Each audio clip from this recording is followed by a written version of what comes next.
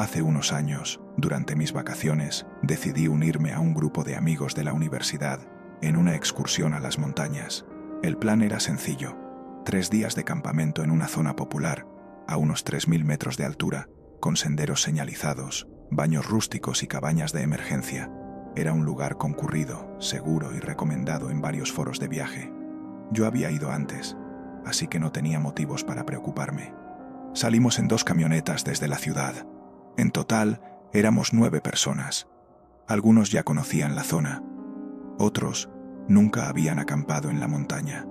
Entre risas, música y termos de café, el trayecto se hizo rápido. Recuerdo que llegamos a la entrada del parque alrededor de las 4 de la tarde. Normalmente, en esa época del año, había una caseta de guardaparques para cobrar la entrada. Pero ese día, extrañamente, no había nadie. La caseta estaba vacía, con la puerta abierta y un cartel viejo que decía: «Bienvenidos al campamento El Robledal». Uno de mis amigos comentó: «Seguro es temporada baja, no pasa nada». Y aunque me pareció raro, decidimos avanzar. El camino hacia el área principal estaba cubierto de hojas secas, como si nadie hubiera barrido en meses. Sin embargo, el sendero estaba en buen estado, sin derrumbes ni ramas caídas. A medida que avanzábamos, esperaba ver a otros campistas, alguna fogata encendida, niños corriendo, como siempre había pasado en mis visitas anteriores. Pero lo que encontramos fue todo lo contrario. El campamento estaba desierto. Las mesas de madera seguían en su sitio, pero cubiertas de polvo y telarañas. Las parrillas de piedra tenían restos de cenizas húmedas, como si hubieran estado apagadas por semanas. Las cabañas pequeñas, que solían alquilarse a quienes no querían dormir en carpas, tenían las puertas abiertas y las ventanas rotas. El silencio era absoluto. Al principio, todos pensamos que era una suerte. Tendríamos todo el campamento para nosotros solos.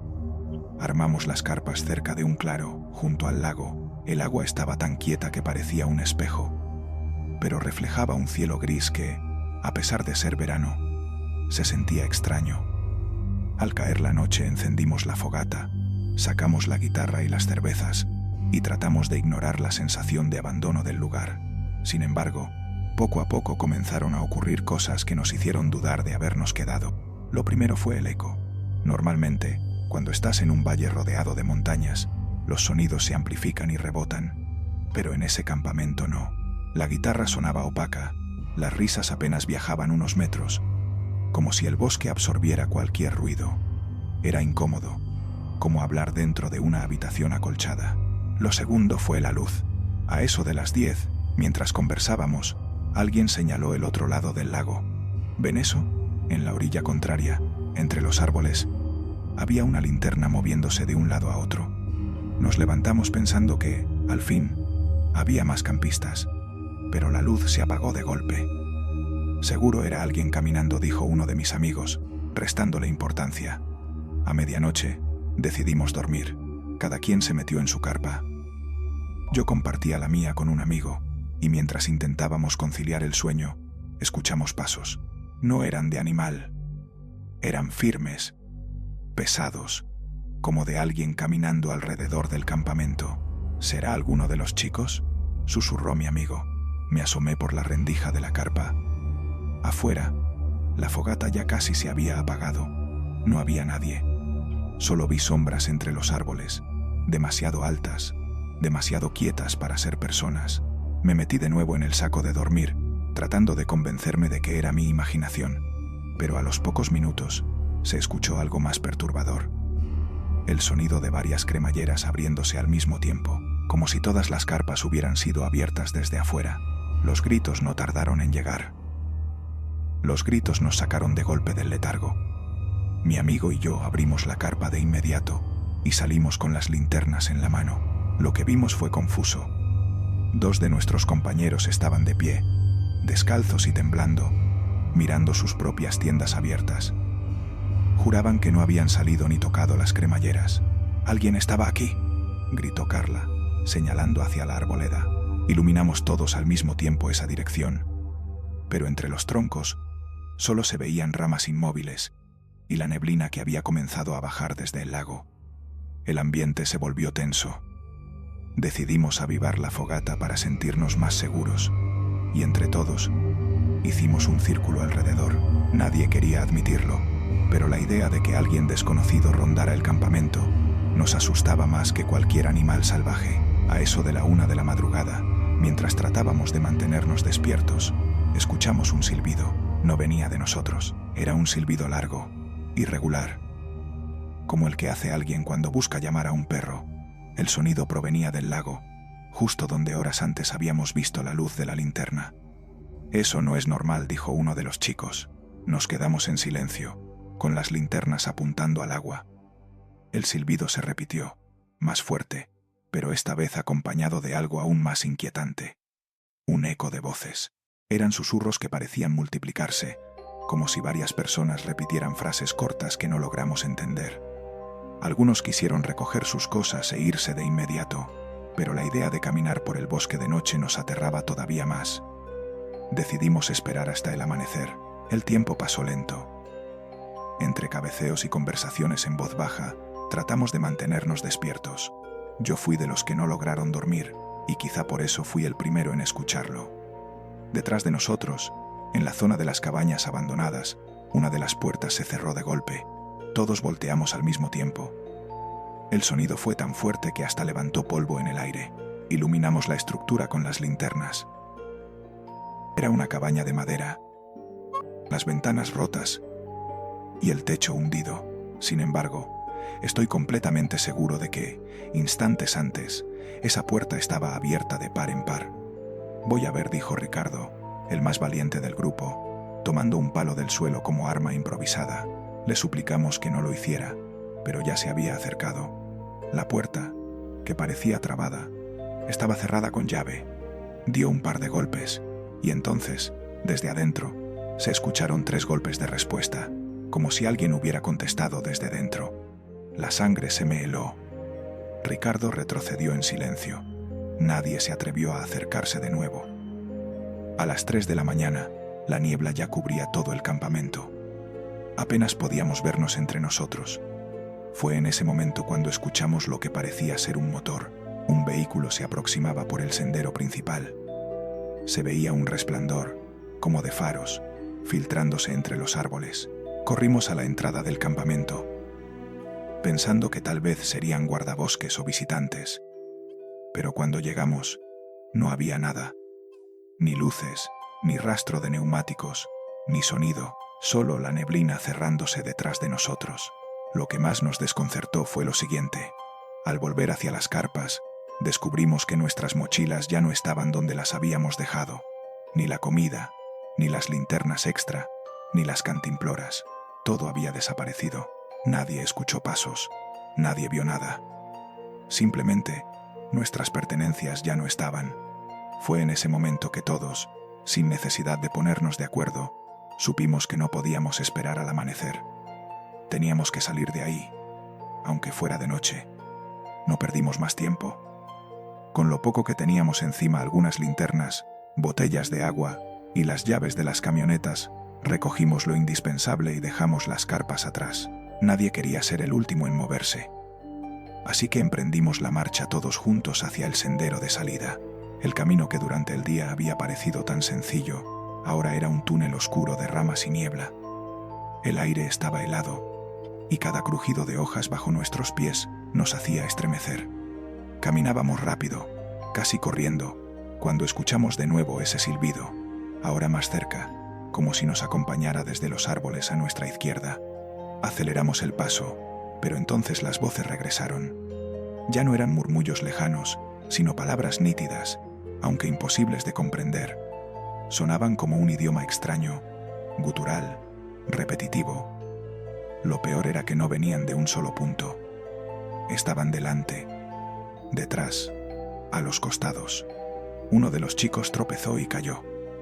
Cuando lo ayudamos a levantarse, juró que alguien le había agarrado el tobillo desde la tierra.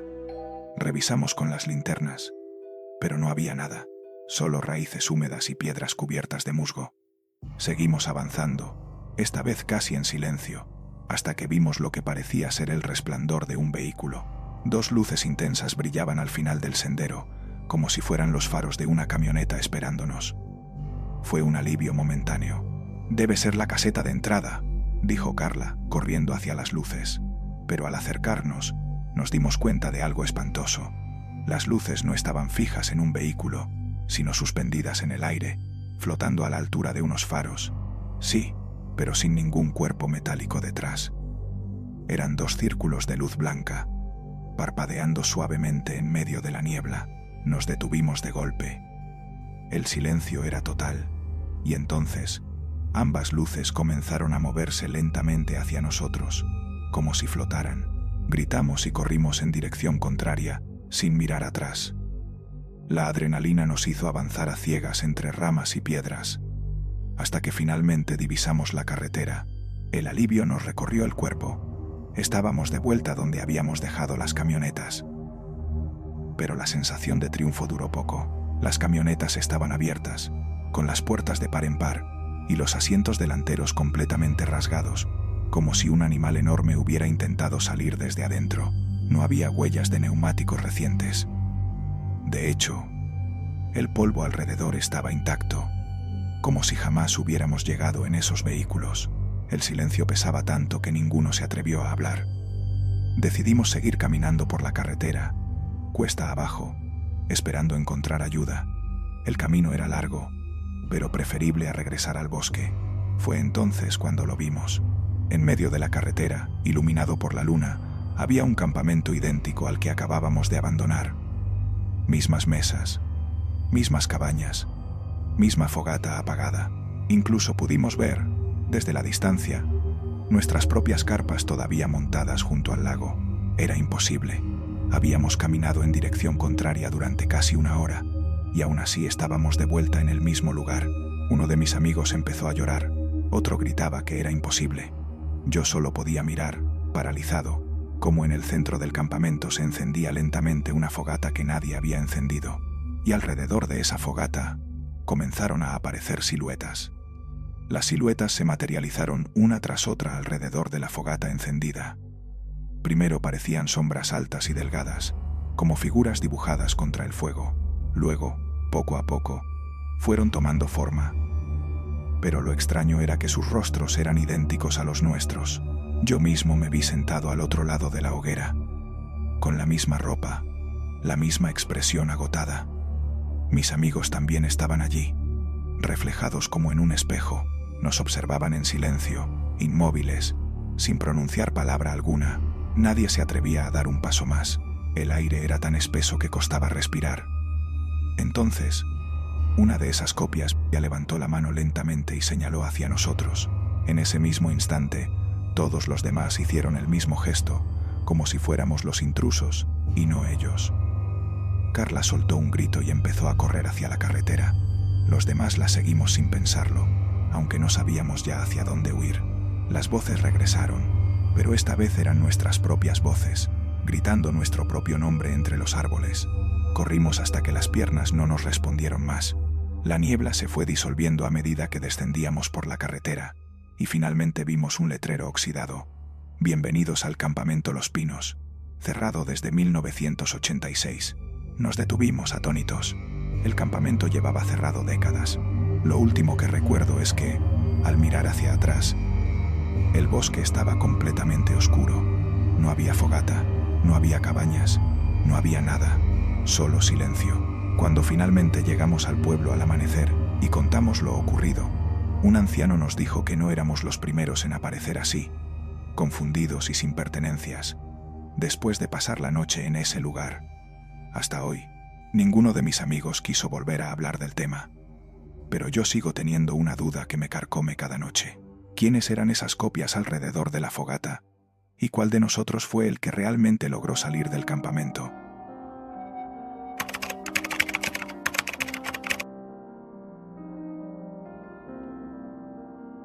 Hace algunos años, decidí hacer una caminata en solitario por un bosque de montaña al que solía ir de niño con mi familia. Había un sendero marcado que terminaba en una serie de cabañas de madera donde, según recordaba, los excursionistas podían descansar. La caminata fue tranquila al inicio.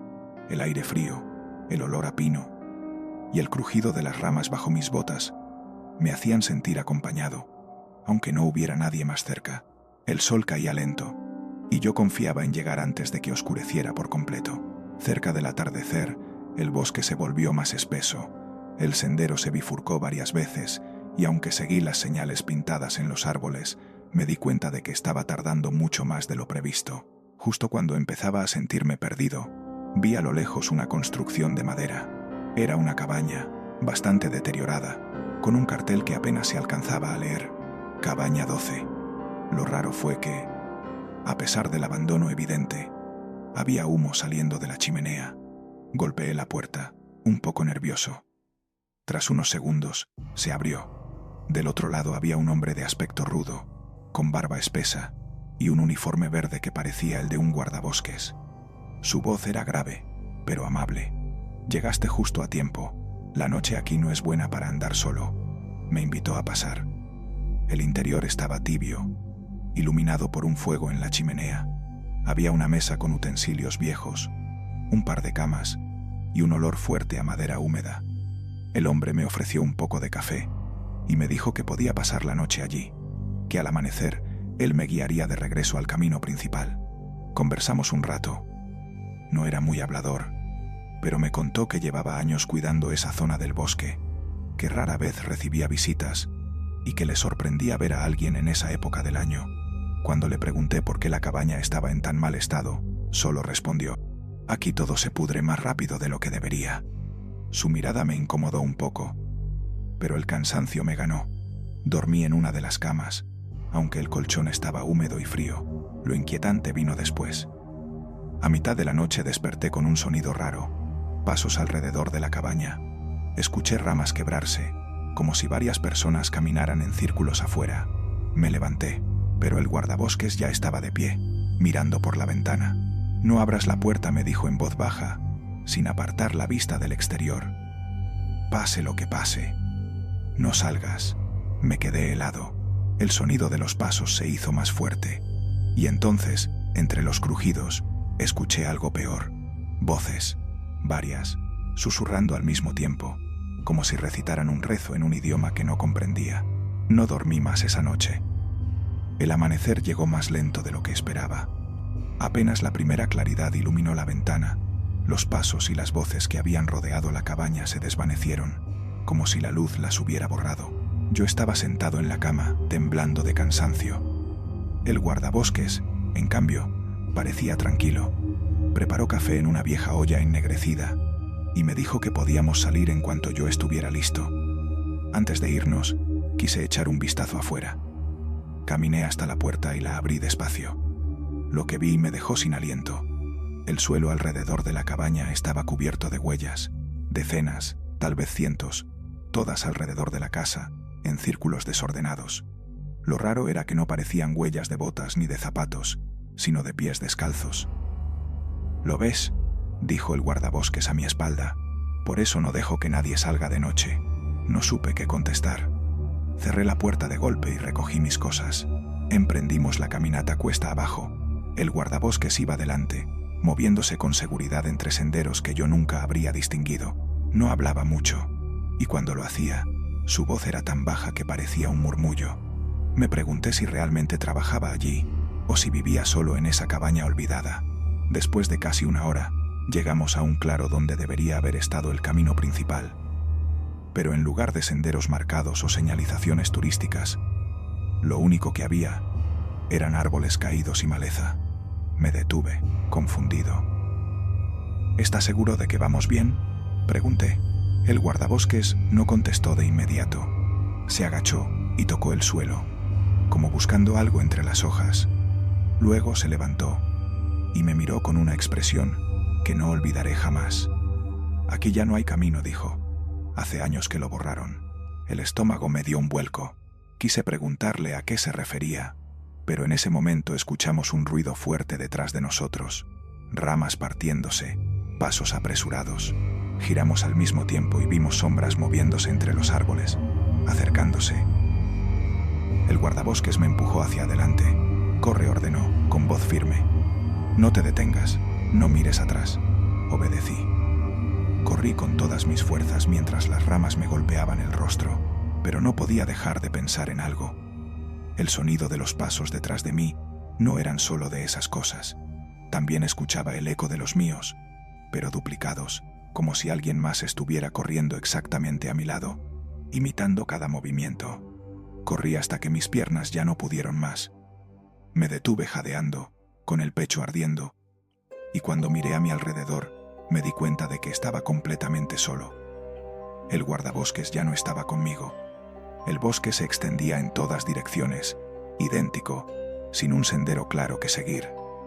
A cada giro encontraba los mismos árboles, las mismas piedras cubiertas de musgo, como si hubiera caído en un laberinto sin salida. Lo peor era el silencio. No había pájaros, no había viento, ni siquiera el crujir de ramas bajo mis pies, y sin embargo, podía sentir que alguien estaba cerca. Me forcé a avanzar, buscando cualquier señal que me indicara que no estaba atrapado. Después de un rato, llegué a un claro. Allí, en medio de la hierba alta, se levantaba otra cabaña, casi idéntica a la primera. En la puerta colgaba un cartel de madera, Cabaña 12. Me quedé paralizado. Era imposible. ¿Acaso había regresado al mismo lugar? No entendía cómo. Si había corrido en línea recta. Con el corazón desbocado, abrí la puerta. El interior era exactamente igual. La mesa, las camas, la chimenea apagada. Incluso sobre la mesa había 2 tazas de café, todavía tibias. Sentí un escalofrío recorrerme la espalda. En una de las tazas había una huella de labios marcada en el borde. Y era mía. Me di la vuelta de golpe. Ahí estaba el guardabosques, sentado en la cama, como si nunca se hubiera movido. «Te lo advertí», dijo con calma, clavando sus ojos en mí. «Aquí todo se repite». Quise huir, pero mis piernas no respondieron. Fue en ese instante cuando noté un detalle espeluznante. En la pared, sobre la cama, había decenas de marcas talladas con una navaja. Todas formaban la misma palabra. Cada vez que lo leía, lo sentía más cerca, como si el bosque mismo lo estuviera susurrando. El guardabosques se levantó despacio, tomando la navaja.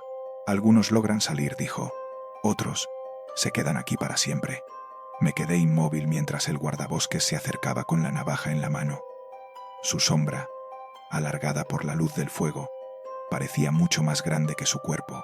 Mi instinto me gritaba que corriera, pero mis piernas seguían rígidas, como si el suelo me hubiera atrapado. «No entiendes todavía», dijo con voz grave, casi paternal. «No soy yo el que decide quién se queda. Es la montaña». Lo vi detenerse frente a la pared llena de marcas. Pasó la navaja por una de ellas, la más reciente, la que llevaba mi nombre. La tocó como si acariciara una herida abierta. «Cada vez que alguien llega aquí, la montaña me lo entrega, y yo solo los acompaño». El fuego crepitó. Por un segundo pensé que me atacaría, pero en lugar de eso se apartó, señalando la puerta. «Puedes irte, si es que realmente puedes». No esperé otra oportunidad. Salí corriendo de la cabaña y no miré atrás. Los árboles parecían cerrarse sobre mí.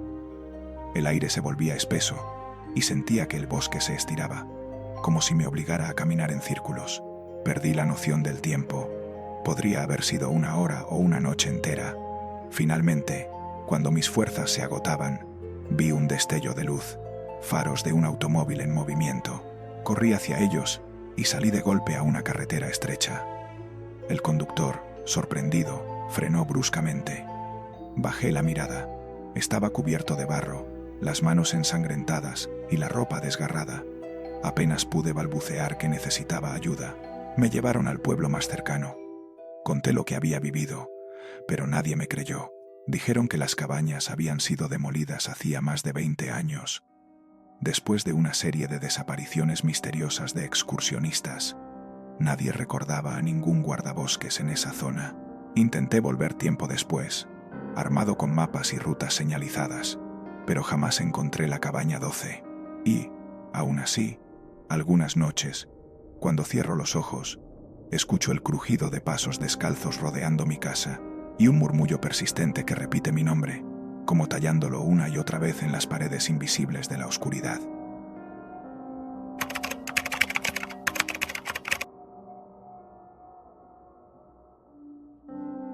Hace unos años trabajaba como transportista, llevando mercancía desde la ciudad hasta distintos pueblos de la sierra. La mayoría de los viajes eran de madrugada, cuando las carreteras estaban solas, y el único sonido era el rugido del motor acompañado por la radio. En una de esas rutas, el mapa indicaba que debía atravesar un túnel antiguo que conectaba dos montañas. Era un paso estrecho y olvidado, casi en desuso, pero seguía siendo el camino más corto. Esa noche, el reloj marcaba poco después de las 2 de la mañana cuando llegué a la entrada. El túnel se alzaba como una boca oscura, sin iluminación alguna, apenas un letrero oxidado que decía: «Mantenga las luces encendidas». Encendí las altas y avancé. El eco del motor retumbaba en las paredes húmedas, y pronto la oscuridad me rodeó por completo. No había señales, no había salidas de emergencia, solo una recta interminable que parecía no acabarse nunca. Lo raro fue que tras varios minutos de conducir, miré el reloj y noté que habían pasado casi 20 minutos desde que entré. El túnel, según el mapa, no debía tomar más de 3 o 4. Bajé un poco la velocidad. El volante se sentía pesado, como si algo invisible jalara al camión hacia el centro. Los faros iluminaban siempre lo mismo.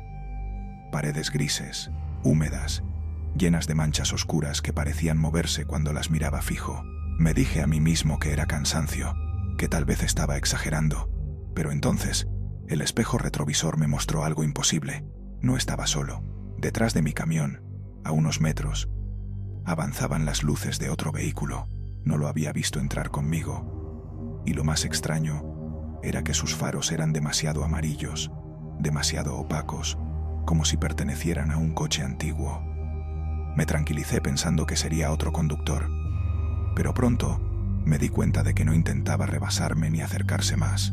Simplemente me seguía, manteniendo siempre la misma distancia, como un reflejo en movimiento, y fue entonces que noté otro detalle aterrador.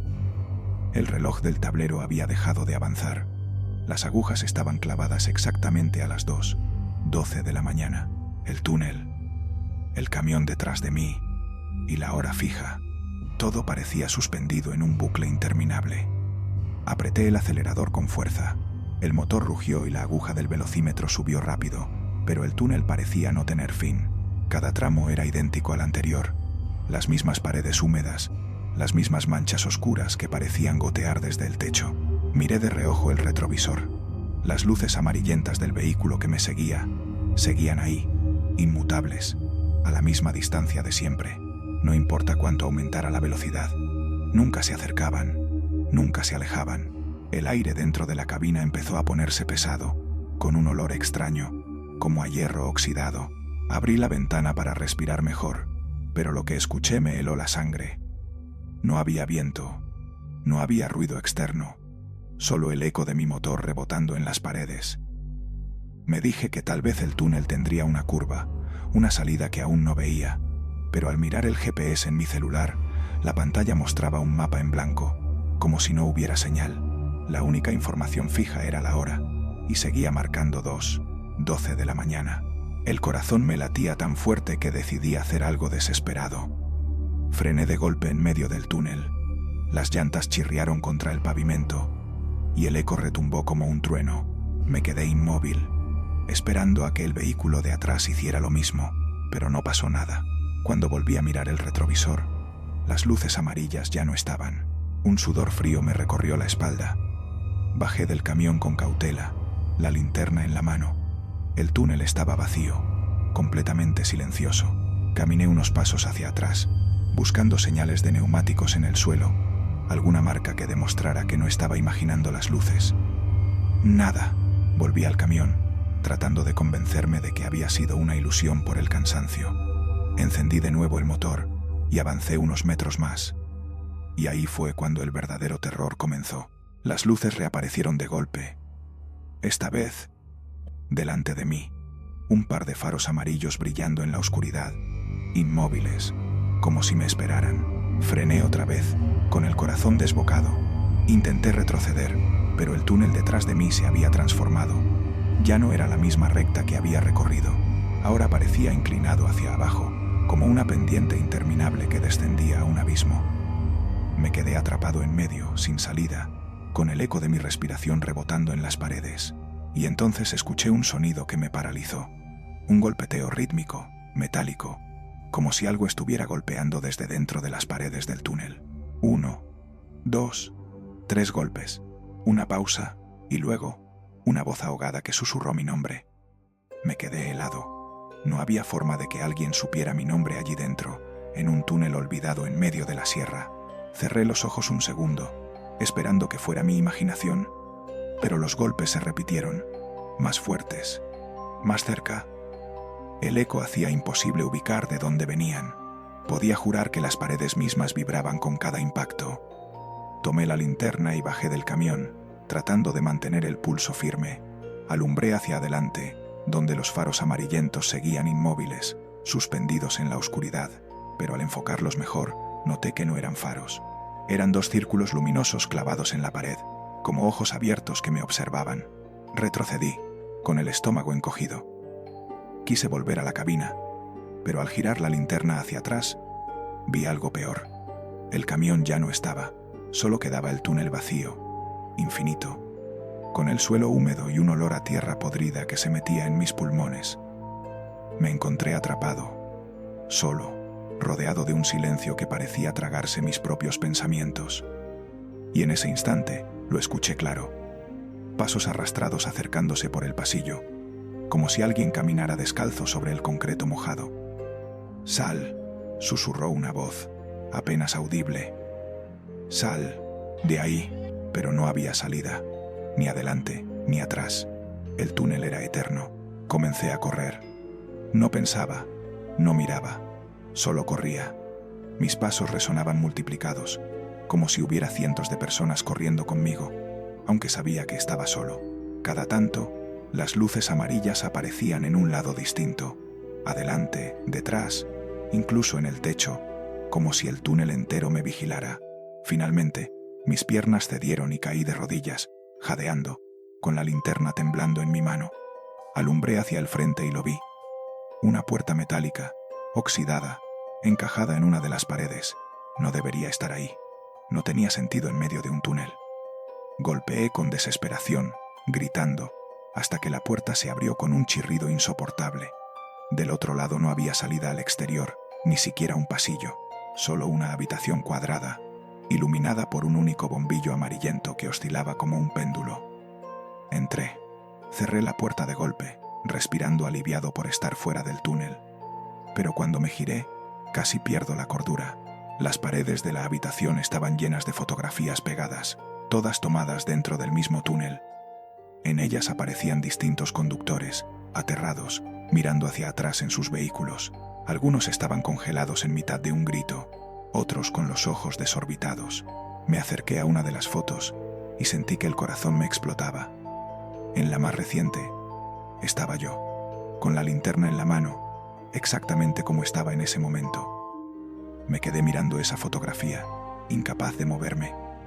El aire en la habitación se volvió espeso, cargado de un olor a humedad y óxido que casi me hacía vomitar. No entendía cómo era posible. Alguien me había fotografiado desde afuera, pero yo estaba solo, ¿o no? El bombillo parpadeó varias veces y, durante esas sombras breves, sentí que las figuras de las fotos se movían. Sus expresiones cambiaban, como si me observaran a mí en lugar de mirar hacia adentro del túnel. Retrocedí contra la puerta, buscando la manija, pero ya no estaba. La superficie metálica estaba lisa, sin cerradura, sin salida. Golpeé con todas mis fuerzas. Grité hasta quedarme sin voz, pero el eco se tragaba cada sonido. Entonces, escuché un murmullo. Era bajo, como un rezo repetitivo. Provenía del techo.